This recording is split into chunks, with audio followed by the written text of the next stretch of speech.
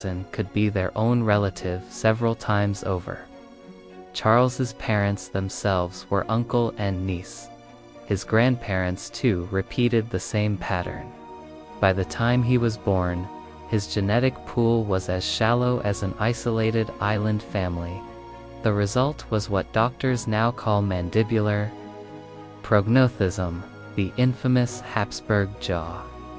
His lower jaw stuck out so far that even when his mouth was closed, a coin could pass through the gap between his teeth. Eating was nearly impossible.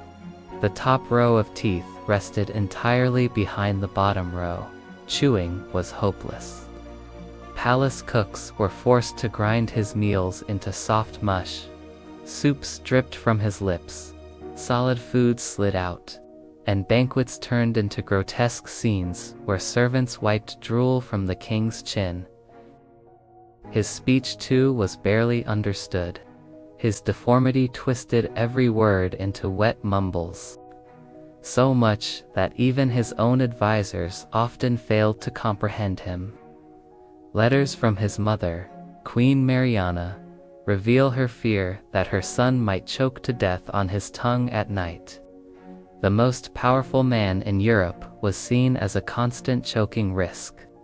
And yet the family continued their destructive marriages, valuing power above the suffering of their children. Charles himself became a living testament to what happens when human genetics collapse. 2. A body that defied reason.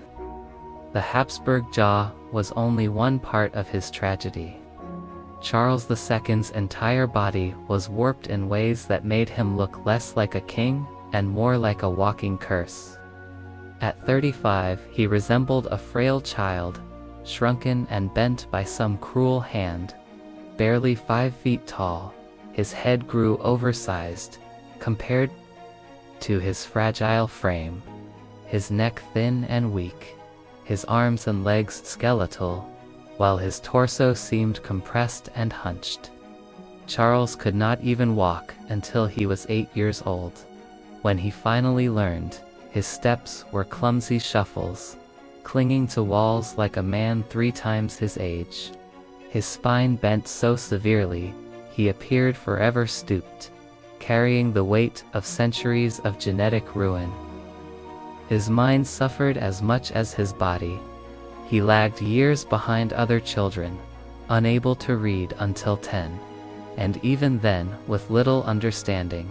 Tutors described him as a vessel with holes.